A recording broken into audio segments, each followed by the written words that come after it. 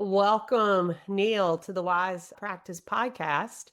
And I'm so excited to have you here. And you are the founder of what used to be Practice at Scale, now Sambright. Oh And yeah. it's a firm that helps practice owners offload their practice growth in the Done For You marketing operational services. So I had Neal back in episode 143 on 5 pitfalls to bootstrapping. And so you have been introduced to the community before.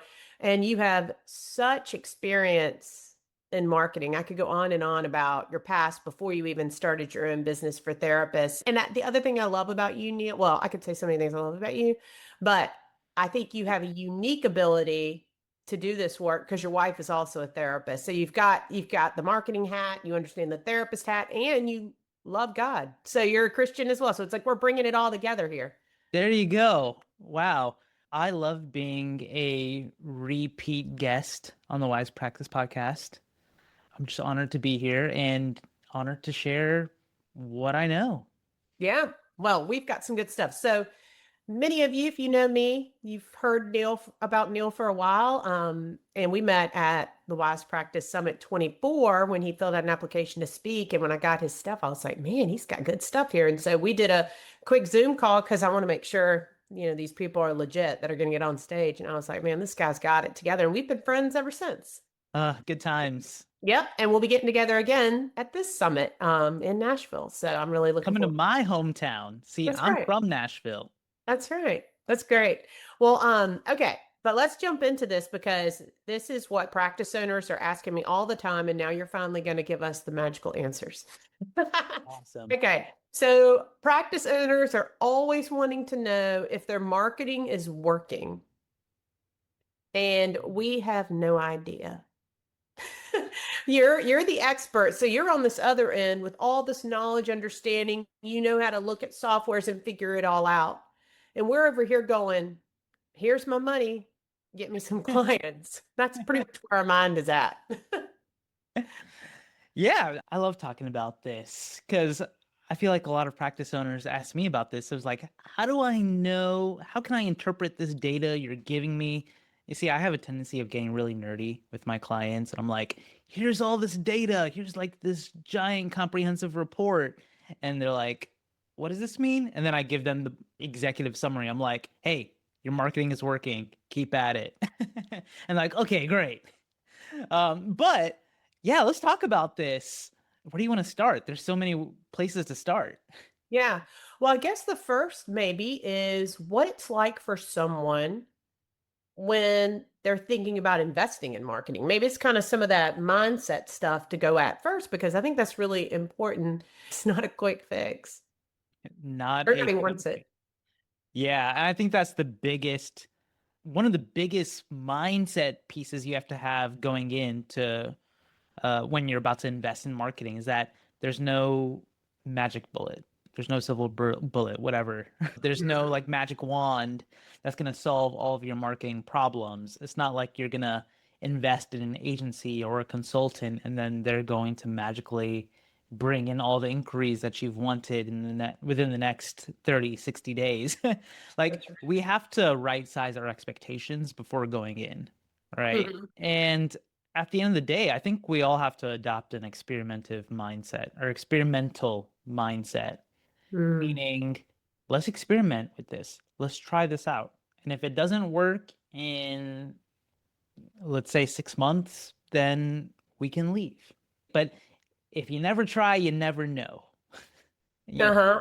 So you have to have an experimental mindset going in. I remember back in the day, I used to work with a guy by the name of Michael Hyatt. He's a big business coach, influencer, and I was on his marketing team. And one of the things that he really baked into our company culture was having an experimental mindset. And that experimental mindset is just about, hey, let's try this out. Like, we don't know the answers, we don't know where it'll lead, but let's try it out so that we have more data on the other side. If it didn't work Mhm. out, it didn't work out. And I think that's just so important for when we speak about the mindset piece for practice owners to have going into marketing. Because if you never try, you never know. And there are just way too many practice owners I talk to who they're afraid to make the leap, right? Yes. Afraid to make the investment because they want to know like where they're going to land before they take the leap. And you're not going to know if you never make the leap. So we have to have that experimental mindset to say, hey, I'm going to try this out as an experiment for the next 90, 180 days. If it doesn't work out, then I am smarter and wiser on the other side.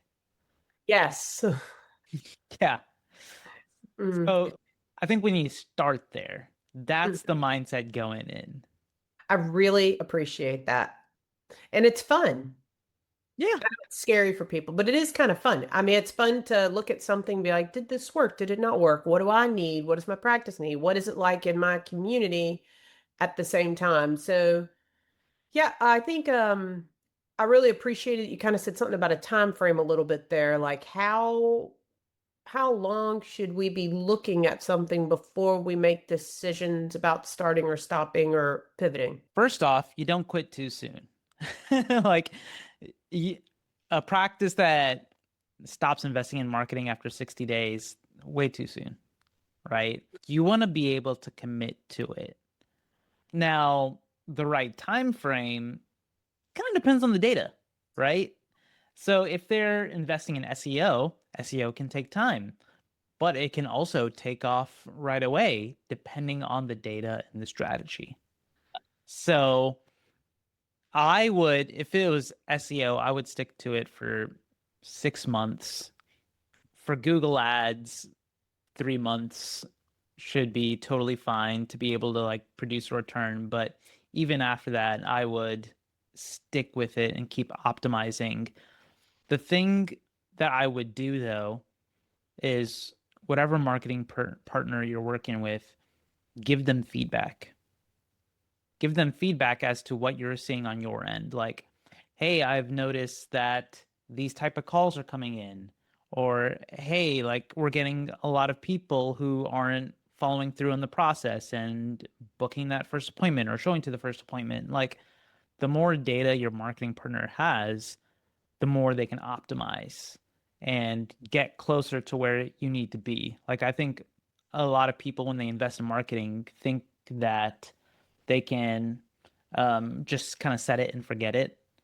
And they can like set up one campaign. That one campaign is going to like run for forever, uh, and give them the results. And it's like, no, this is a dual relationship back and forth. So you need the feedback, or you need to give your marketing partner the feedback so that they can take that and optimize. And that's how you can create lasting results with your marketing. I'm laughing. I'm thinking about, okay, so what we're saying here is somebody invests in their marketing and they don't want to have to do the work to figure out if it's working or not. Hmm. And then they don't take the time to give feedback and then they get mad when they don't get the results. Yep. Right? Yep. I think you're making such a vital point is that practice owners have got to watch their data, figure out what's working, what's not. And obviously, I use Sambright for my Google ads. And that has been, first of all, one thing is you get back to me so fast. If I have a concern about something, and I am a hawk at watching my stuff, probably more than most people. And so then when I'm like, hey, what about this? What about this? You're like, boom, fixing it. So the most recent thing, which again, the jargon, it's probably really not jargon. It's probably I'm just a busy practice owner and I read something and I didn't take enough time to read it really well. But you had written in an email, oh, we got rid of your branding verbiage, right, on the Google ad. Was that what it was? Branded search terms, meaning Okay. people who are entering in Water's Edge counseling into Google, your practice shows up for your Google ads. There you go. Yeah. So you had said that, but I didn't know what that meant. And then I came back and was like, hey, I see some of these old calls are current clients calling because we're watching our data on end. Because the only thing that marketing companies can see is the marketing side. You can only see how many clicks are happening and what's going on, and you can give me that data, but there's no way you can see did we actually answer the phone? Or you can kind of see that, but like we can see, did we answer? Did we follow up well? Did we have the service they were looking for? But one thing that was really helpful was realizing that, hey, we have some current clients calling. So they're probably putting in those brand terms. So that feedback allowed us to improve the ad so that we can do better Absolutely. with it. Yeah. And this begs the question of like, well, what feedback should I give my marketing partner? Well, you should give your marketing partner like what type of clients or what type of calls you're getting. If they are a ton of insurance-based calls and your private practice, like give that feedback, right? If Mm-hmm. it's like a ton of people asking for Medicaid, give that feedback. If you're noticing that a lot of calls are coming after hours, give that feedback, because then your marketing partner could be like, all right, well, let's just like not show the ad during these hours. Or if it's like current clients that are calling in from the ads, let's exclude branded search terms. There's so many things and optimizations that could be made, but your marketing partner can't do that without the feedback. And so there's a lot of practice owners who they don't want to step on toes, they're nice, but if they don't speak up, right? If they don't give feedback, then their marketing can never succeed. And then the practice owner just gets bitter or resentful, and then they end up canceling or moving on purely out of resentment when they should have given the feedback, right? This is how it works in any organization with any employee too. It's like you can't um, expect people to succeed without feedback. And so we love when our clients have great communication with us, when they message in and we do prioritize that fast response. We just love getting back to them because we want to reward when people give us feedback. Oh, it's good. Yeah. So let's go into, let's say a practice owner is like, how do I know if it's actually working? Okay, we've done this experiment. How do I know if it's worth the amount of money I'm putting into it? First off, data. Like you touched on this earlier, if you're going to invest in something, you do have to be looking at your data. And at the beginning, you have to establish a baseline. And, whenever we are bringing on a new client or whenever we're on a call with a prospect, we're asking the questions to establish what the baseline is. Like, how many inquiries do you have coming in? Mm-hmm. It's we have 60 inquiries coming in per month or 24, right? Like before you invest in marketing, you should be doing the work to understand what your baseline is.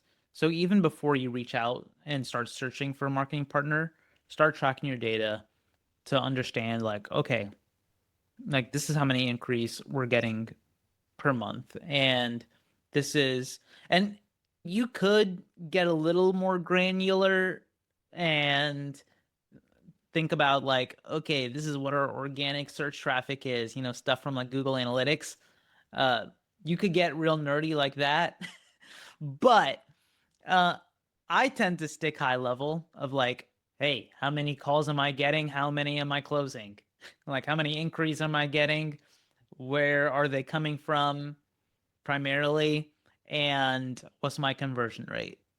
You should be able to establish the baseline. Then you look for a partner, and the partner can take that baseline and see how they can improve it. So one of the things that we do when we're on a conversation with the prospect, we do a first call where we understand everything about their practice.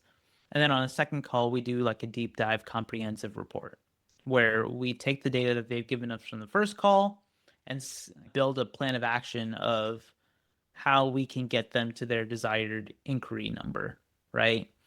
and we'll break down like SEO traffic, like here's the monthly search volume. If your website converts at an average percentage, like here's how many increase you can expect once you start ranking for these keywords, that sort of stuff, right? But you can't really understand projections unless you understand the baseline, right? Like no one can give you good projections unless the practice owner establishes the baseline. So first step, establish the baseline. How many inquiries you're getting, what's your conversion rate, etc. But from there, I like want to point something out real quick on this part before we yeah, move on. That's yeah, so important. You have got to know the time of year, mm-hmm. right? Because you Absolutely, don't want to compare July to March, right? Well, we were getting 30 inquiries in March, and then I hired this company, and now it's July, and I only got 25. That actually might be good. You need to compare time of year. So going back to July last year, right? mm-hmm. Instead of comparing it to one of our busy months. And the other thing that I like to think about is, okay, well, if I compare March last year and March this year, I know that I've grown by 20%. So if I hire if I can make the assumption that this July I will have 20% more inquiries than I did last July. That's like my baseline, right? But if I hire a company, I should expect it to be a little bit more than that. So it's like thinking about some of those factors that I think people don't think about because they don't understand. And I'm curious with you, I totally like jumped in here. I got too excited. This. I think I'm noticing also, and you're probably noticing this, and what do we do about it is in general, people's inquiries are down. So I think they're hiring companies, and it is actually helping them because where would they be without it? Exactly. But they think that it's not working. But that's because everyone's inquiries are down. Bingo. That was actually what I was about to say, Okay, okay. like following up on you.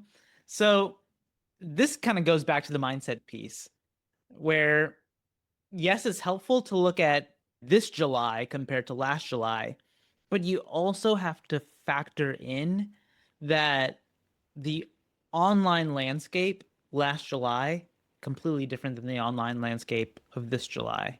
Yeah. And you get even worse data or like that's even more skewed if you compare it to July like 2 years ago. Because like AI search was less of a thing. Like there were way less features in the search engine that were being promoted. Google's algorithm changes all the time. And so you can't say that, okay, last year I was at 20 inquiries. This July I should be at 65, right? It's it that doesn't really correlate well. You have to like take into account that okay, were a lot of changes that happened in the online landscape. You might have been showing up number one in the map for a search term a year ago, right? And so you were getting a lot of inquiries from from your practice showing number one in Google Maps, but Google's algorithm might have changed that search term to then prioritize AI search above Google Maps. And so you could be getting less inquiries a year later. And that's not because of anything that a like marketing agency or whatever is doing. It's just things are changing really fast. And so I like wouldn't say that okay, we got this amount last year and so we should expect an exponential amount this year because we're investing in a marketing company. It's like you have to also factor in changes.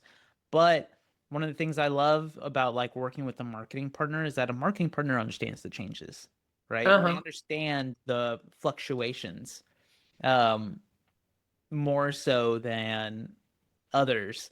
This kind of also leads into another rabbit trail that I'm gonna go down.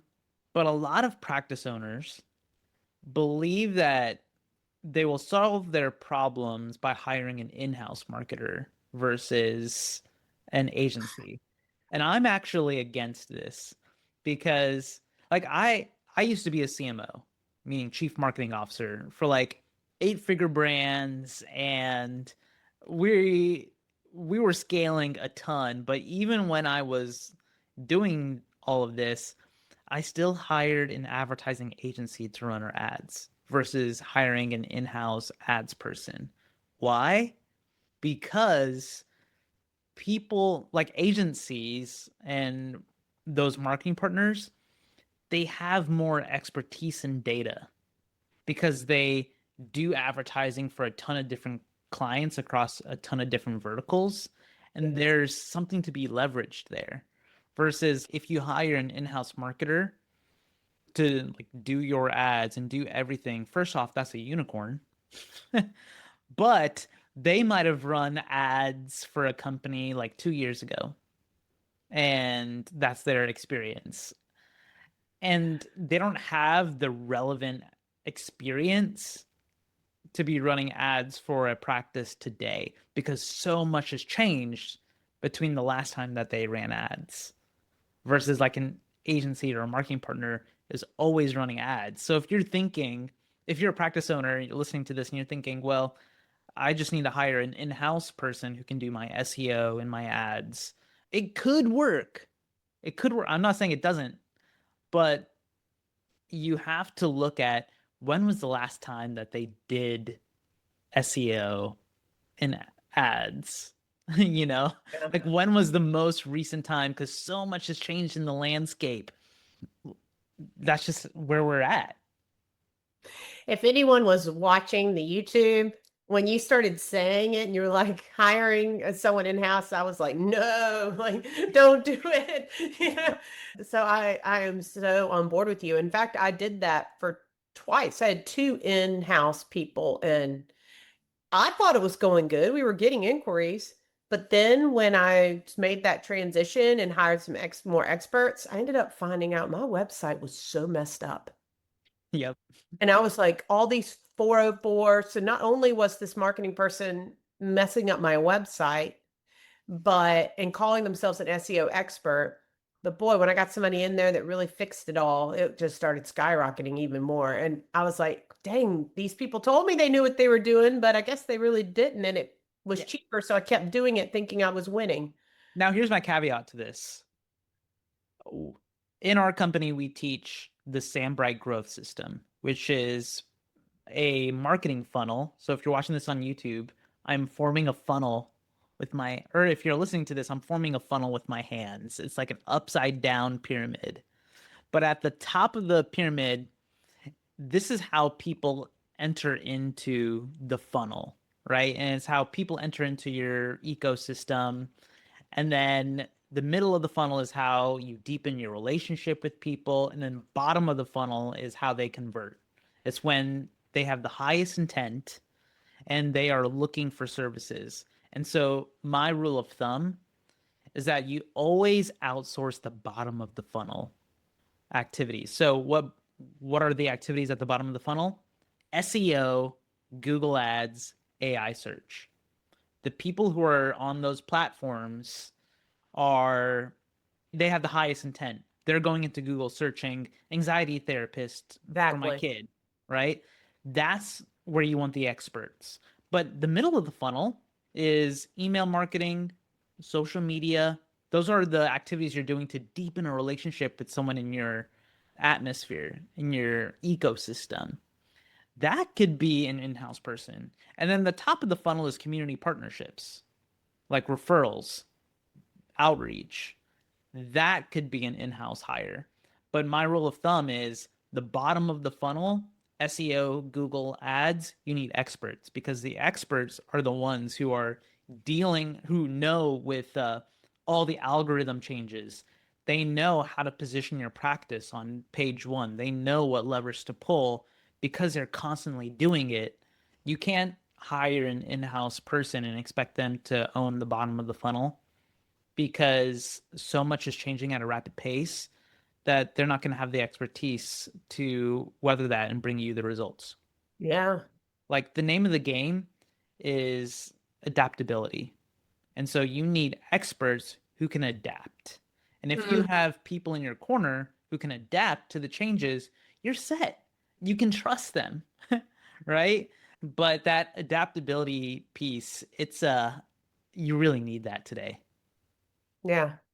All right, let's go back a little. And I love that we did that. That was really good. Is there anything else that practice owners should be looking for to know if their marketing is working? You have to look for when you establish the baseline, right? And once you talk with the marketing partner, they should give you the strategy of like, okay, here's what I recommend. Like SEO should be number one of your strategy, and Google Ads should be part of your strategy. You have to poke holes in the strategy, meaning if you have a marketing partner or an agency that's telling you that Google Ads only will solve all of your problems, that probably is not going to solve all your problems, right? Especially if you're a private pay practice. If you're a private pay practice, you kind of need your hands in everything. Be honest, you kind of need to be on top of your marketing, which means having your hands in every single marketing system that's kind of available. With insurance-based practices, you can double down, but you also kind of want to choose the strategy that makes sense for your area. So, like, if a marketing partner does research and says you can actually own via Google Ads because your practice is located in a rural area where you don't have these like big mental health tech companies outbidding you, so you can own Google Ads. Like, that should be part of your strategy, right? Like, take the data they give you and poke holes in the strategy. But once you have a strategy, the next step is figuring out what KPIs to measure. KPI stands for key performance indicators. It are the data points that help you know that things are improving. Like for SEO, for example, KPIs you could look at: how much traffic comes to your website from organic search. Yeah. That's one KPI.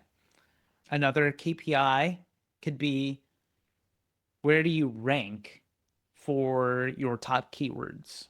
Another big KPI, if you're trying to um, really rank for local SEO, is what is my, for these keywords that I want my practice to rank for, what does the map scan look like? What I mean by map scan is there are tools out there that can scan where your practice ranks in Google Maps for certain keywords, and you want as many as possible points to be in the top three spots, meaning like rank number one, two, or three.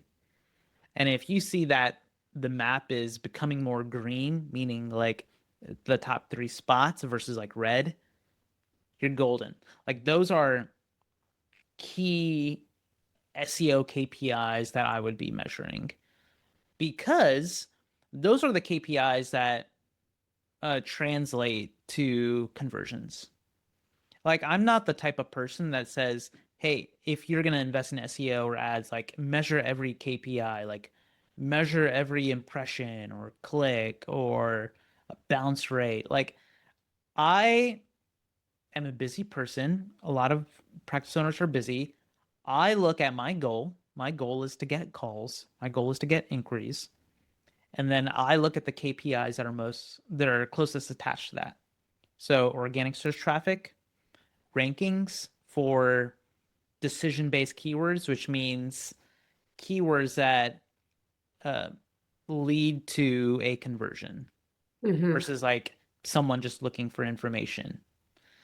And map scans, because that shows me like, if you cover most of the real estate in the map and you're like in one of those top three spots, you're gonna get a lot of calls from that, right? So I look at the KPIs that are most closely aligned with my goal, and I would only do like 3 to 5 KPIs.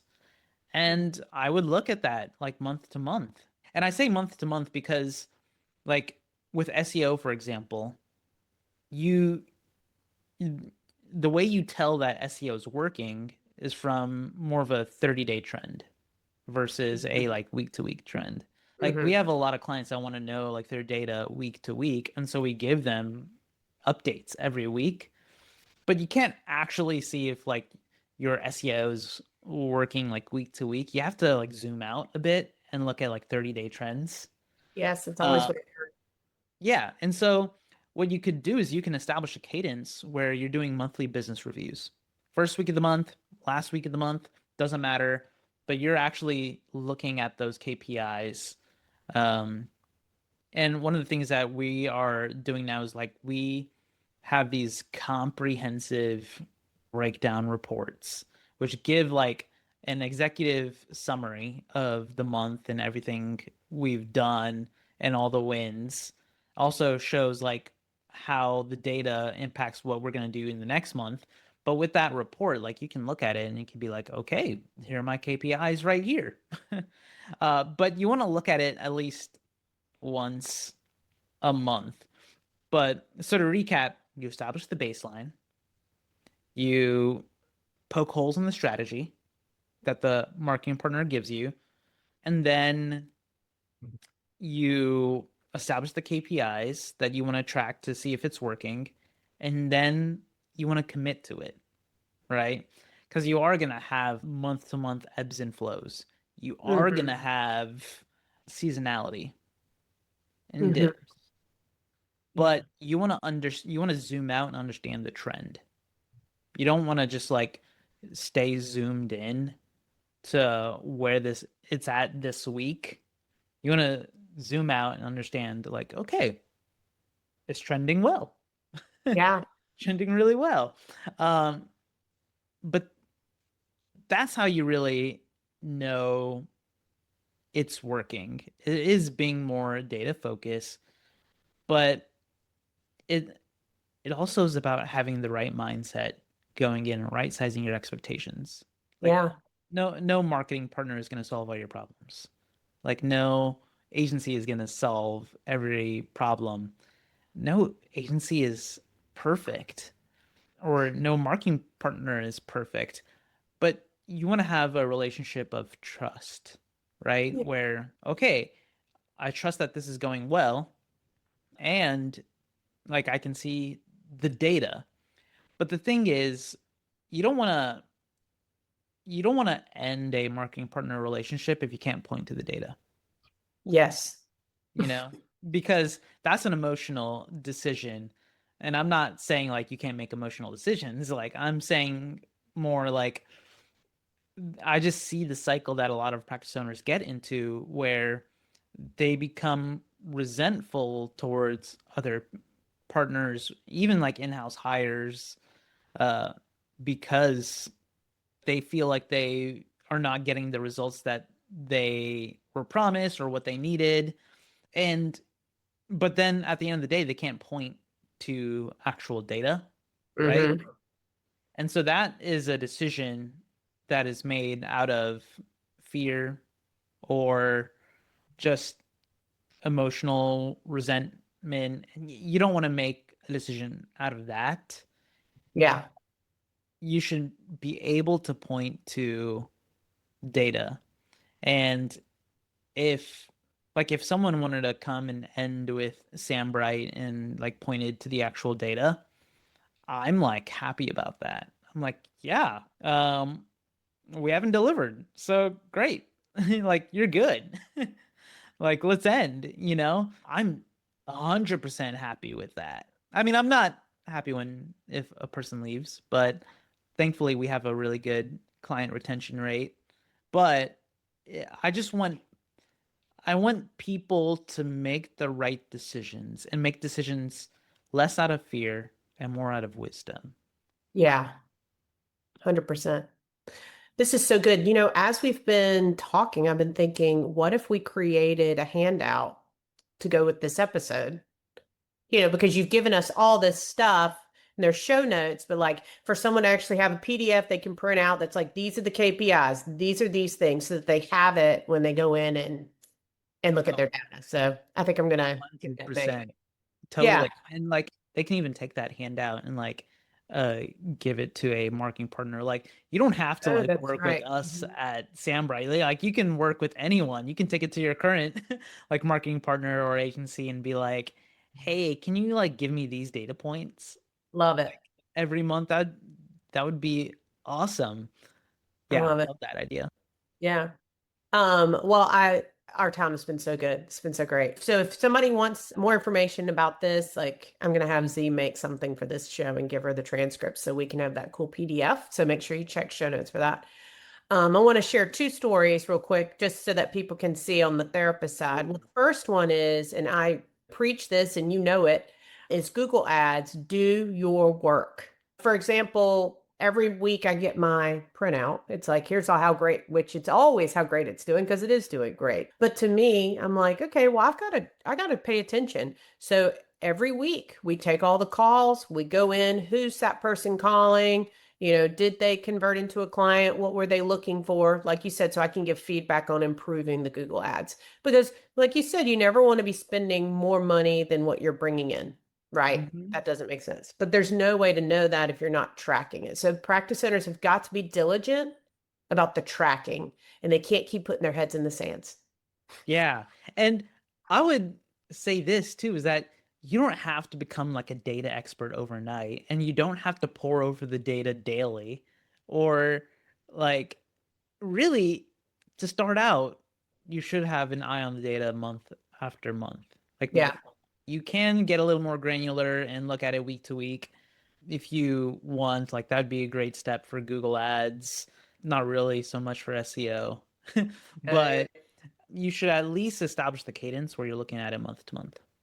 Yeah. Well, and it was when we started doing Google Ads that we started noticing more things about our conversions with intake, and then we started recording calls, and that was game changer, and our conversions have improved. So it was like all that stuff helped along the way. But I don't track that stuff. My intake team does. I just say, here's the information. You create the spreadsheet, you show me the money, and then I go in there once a week and look at what happened, and then I give the feedback. The other thing I wanted to share was just a quick story about a practice owner that I worked with, which kind of led to us having this conversation because Neal and I jump on calls and talk about the experiences. And I learned like what people were telling each of us, right? So I had a practice owner that reached out and a little bit in my mastermind group where people are saying, hey, how do I know if it's working? And I'm like, okay, well, here's some things you could look for, things you just mentioned. Of course, she was like, I don't really know what that is. I said, okay, well, look, why don't we schedule a consult call? Let me get on the computer with you and show you what you need to be looking for. Mm-hmm. So we get on the computer, I start showing her what to look for, and we see that her website traction has improved greatly in the past 3 to 6 months. I was like, this shows us that it's working. And Mm-hmm. she was about to cancel her partner because she didn't think it was working, right? And I'm like, I said, this is all working. So where's the disconnect here? And I was like, show me your calls. So we went Yeah. at her calls. And I was like, oh my gosh, you're getting lots of inquiries. And then I was like, how many of these people scheduled? And it was like sinking, feeling. It was like a 20%. I can't remember exactly. It was a very low conversion rate. Oh, yikes. And I was like, what happened here? And so then we were able to go back and realize some issues going on in the intake and the person answering the phones and the follow up that was happening. And I was like, if you were to cancel your marketing right now, all your inquiries would drop. And that 20% of the people that have reached out would get even worse. Like, what if we just improved this whole thing? Anyway, so then we started working on that and it got better and now converting better. But I just think that goes back to the whole idea you've got to really know your stuff and what you're looking for. Absolutely. And can I say one story? Yes. So I remember like a couple weeks ago, I was talking with a person who was interested in investing in marketing. Um, and, I go through my process where I reveal like all the data and everything. And it was a pretty dire scenario to where their practice was pretty invisible on Google, but they had these big growth goals that was unrealistic with what the data presented. And so I was really candid and frank, but also in a very gentle way because I'm me. I was like, hey, we need to fix a lot of these. We need to fix a lot of these things to get you showing up on Google because it if you have all these goals, those goals can never be met if this is the scenario, right? Ultimately, like they decided no because it in their mind like they didn't have the budget to invest, and that's totally fine. I'm not one of those people that's like don't like that shames anyone who like doesn't move forward, but it bummed me out afterwards because I was like, man, a lot of practice owners don't realize the cost of inaction. Oh, They think about the cost of investing in a marketing service, but no one's thinking about the cost of inaction. And the cost of inaction is way more expensive than investing in a marketing company. And that's what I want to end with. It's like if you do nothing or if you invest in nothing, nothing will change. And it you can't do the same things and expect different results. It just oh gosh. that's not wise. That's not wisdom, right? Like you have to do something because the cost of inaction is getting way more expensive as we go on.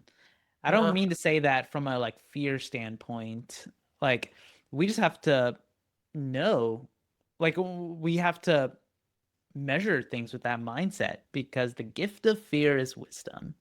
And wisdom means investing in new things to achieve radically different results. you saw the pain in my face as you were talking about it because I hear it with practice centers all the time, and I'll do clarity calls, and then they don't want to move forward. They don't want to really take action, and it breaks my heart. I'm like, you could have such a great business, such Absolutely. you could do such great work in the world, and you're losing that by doing nothing. Like it kills me when I end those calls because I don't care at the end of the day if people work with us or choose to like work with someone else. Like that's not what matters to me. What matters is that you have built something solid. You have something that's providing so much good and joy in the community. And those types of businesses are the ones that deserve to win. Yes. And so that's like what is being lost here when you don't invest in marketing. It's people aren't able to find you. People who need a better life, they can't find you. And so I always, whenever I do those big analysis reports for companies, I always give them to the practices. I'm like, hey, even if you don't decide to work with us, take this data and make a wise decision with it That's right. because people in your community need your service. Especially Christians. If you're a Christian therapist, the Christian clients want to find you specifically. And if you're not marketing well, they're not going to find another faith-based therapist and be discouraged. Oh, yes, Mhm. totally. Neal, we totally have to wrap it up, but I could talk to you all day. Tell us how people can find you. What kind of cool stuff do you want to share with the audience? Yeah, so you can find me at sambright.com. It's SAMBRIGHT.com. Feel free to book a call if you're a practice that's like, man, I want to invest in marketing. Reach out, book a call with us, and I'll dig into the data with you. I'll get real nerdy and we can figure out the potential of your practice and where we want to take this thing. Um, Other things I want to share is that I'm going to be at the Wise Practice Summit 2026 in Yes. October in Nashville. And if you want to meet with me and talk with me, find me there. I will be the bald Indian guy with the mustache. Hard to miss. But yeah, I would love to meet with you, talk with you, and show you around Nashville. Well, I'm really looking forward to it. And what I love about the summit, obviously all the connections and just like the knowledge you get in the sessions, but you get to walk around and actually meet these partners and you can talk about each one. And I try to bring a variety of different kinds of services to meet different needs. And so you get to really like have that experience without having to like schedule all these calls with all these people. You can like hit everybody at one time and understand all these amazing services that can make your practice better. And I just love it. And I appreciate you and all your partnership over the years. And the way you already serve so many Wise Practice members. Yes, glad to do it. Well, thank you, Neal. And again, make sure that y'all check out the show notes so you get more information about Neal, and then as well, hopefully this PDF we're going to be creating after the show, we're going to throw it in there and it's going to be great. So thank you again. Awesome. Thanks, everyone.